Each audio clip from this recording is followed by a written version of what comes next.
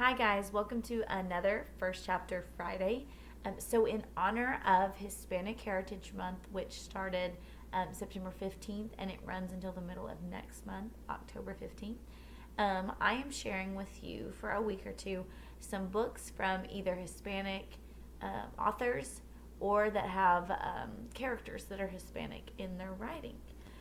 So the first one I have for you is called Efren Divided by Ernesto Cisneros.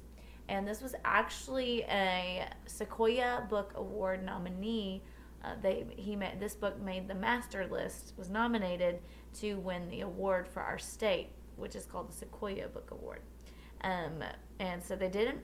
Unfortunately, it did not win, but it's an honor to be nominated. Only a certain number of books each year can get placed on the list. So I'm going to go ahead and start reading some of this book. And again, if you enjoy it and you like what I'm reading, then you can pick it up from the library. It will be on the Hispanic Heritage Month display that we have on the high top table area. Chapter 1.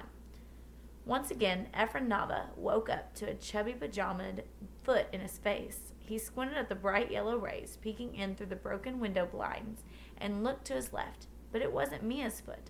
She was fast asleep, cuddled at the edge of their mattress with the same naked plush doll whose clothes she had taken off and lost a long time ago. He looked to his right. Sure enough, the foot belonged to Max. How Max managed to roll over Efren during the middle of the night was beyond him. Efren shook his head and sighed, but then he caught sight of a tiny hole on the right foot of his little brother's flannel onesie. Smiling, Efren licked the tip of his pinky and gave a wet willy to Max's pudgy toe. Efren covered his mouth and stifled his laughter as a sleeping Max pulled away his leg. However, the victory didn't last long. Max spun around in his sleep and planted his other foot in Efren's face. There was no way to win. Efren yawned himself fully awake before turning towards his parents' side of the room. Once again, Appa was gone. No sign of his heavy jacket or scuffed-up work boots by the front door either. It seemed no matter how early Efren tried getting up, he just couldn't catch Appa getting ready for work. Amma was the same way and never slept in. Any minute now she'd wake up, unwrap her blankets, and go right to the kitchen to make breakfast. There was a pot full of leftover frijoles from last night's dinner, and that meant she would for sure be making fresh sopes this morning, Efren's favorite. But before that, Efren had something important to do. He lifted Max's leg by the pajamas and got up, careful not to disturb Mia, who now snuggled close to Max. Efren stepped over the pair of pint-sized legs and arms blocking his path. He wasn't sure which was worse, sharing a mattress with two kindergartners or sharing the bathroom. Their apartment was really one big room, so the only place he could find peace and quiet was the bathroom. Efren looked in the mirror, wincing as he removed the tiny strips of tape pinning his ears back against the sides of his head. An idea he came up with after repeatedly hearing Amma warn the little ones against making funny faces. Sus caras se las van a quedar así, she'd say. Their faces freezing. That's exactly what Efren counted on.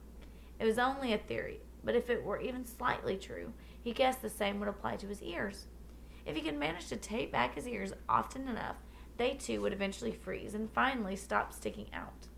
All he had to do was make sure they folded in just the right way for a few more weeks, and presto, normal ears that didn't stick out like the knobs on Frankenstein's neck.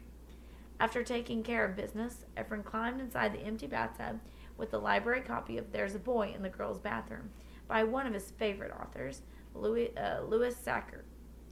Efren loved reading books. Even when he'd read them before, it was like visiting an old friend. The main character, Bradley Chalkers, was the best, and it wasn't just that he had a really sweet side to him that his classmates didn't get to see. Nope, the boy was super tough, and no matter how rough things got for him, he continued to show up and fight. Like Efren's best friend, David, another misunderstood kid. Some kids at school only saw this white kid who likes to dress flashy and flaunt his latest piece of jewelry. But Efren knew the real David, the same boy who once took off the sweatshirt he was wearing and donated it for a clothing drive in the neighborhood. Normally, Efren would lie in the tub reading and laughing until a stampede of feet came running toward the door. But this morning his eyelids were extra heavy, and the need for sleep was too powerful. He couldn't fight it, not after staying up so late waiting for Ma to return from working overtime hours at the factory. For the last couple of weeks, there had been a whole lot of talk, a whole lot of chisme, especially around the laundromat, about various raids and stop points happening around town. Efren tried not thinking about what he'd seen on the news, all the stories about families being separated, kids put in cages, but that was easier said than done. Efren couldn't help but worry. Despite numerous lectures from Mama and repeated threats of being on the receiving end of the chancla, he stayed up really late until she got home. He'd done the best he could to piece together the information he heard, but it wasn't easy. It seemed like any time he caught adults talking about it, someone in the room would nod toward him and the topic would shift to something else, usually the final minutes of the previous night's telenovela. After an unplanned nap in the tub, Efren heard rattling in the kitchen and had headed over. By the stove stood Ma, wearing her fuzzy blue robe that, according to Max, made her look like the Cookie Monster. Efren stood and admired how easily Ma formed perfect little saucers from the doughy masa de maíz, and then pinched the steaming edges to form a tiny wall to keep the beans from seeping off.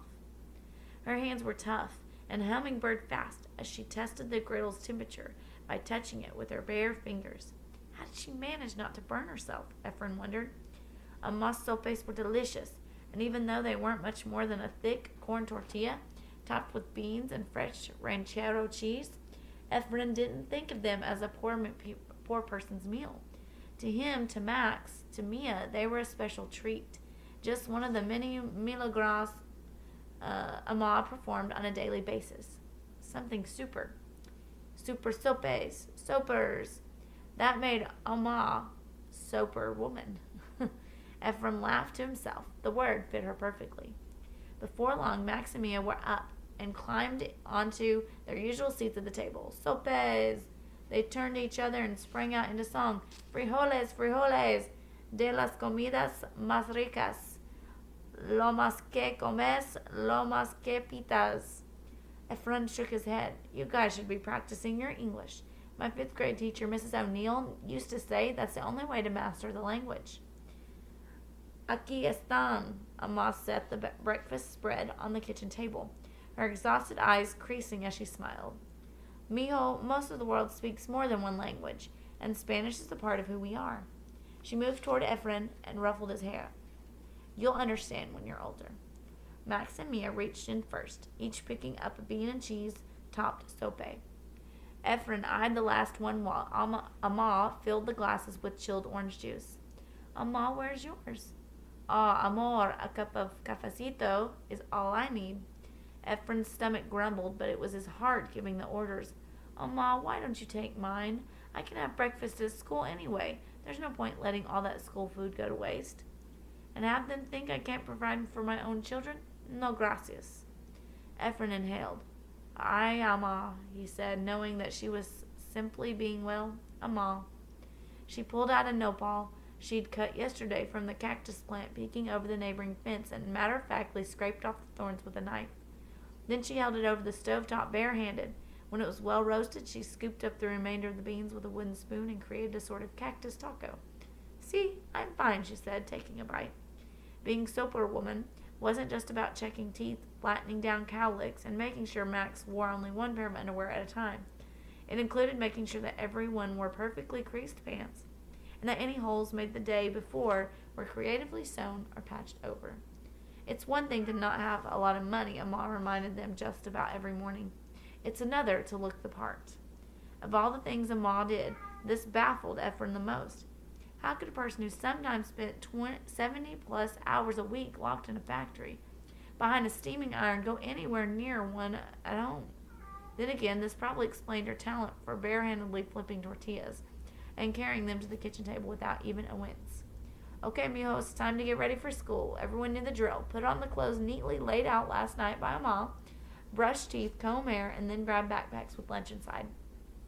Ma was about to hand out well-done kisses when out of nowhere a helicopter hovered and roared uncomfortably close overhead. Ma waved a fist. Aye, this is the second time in 3 weeks. Unfortunately, sometimes the nighttime activities from the neighborhood carried over into the daytime hours. home raids, car chases, and suspects at large were all as familiar as peleteros trucks selling ice cream bars outside of church. We're going to stop there because it is a long chapter. Hopefully that was enough to kind of get you interested in what is going on and the subject matter that might be taking place in this book. Again, this is called Efren Divided. Come by and check it out from our Hispanic Heritage Display. For just as a kind of a disclaimer, I apologize for any Spanish words that were not pronounced correctly. I did my best.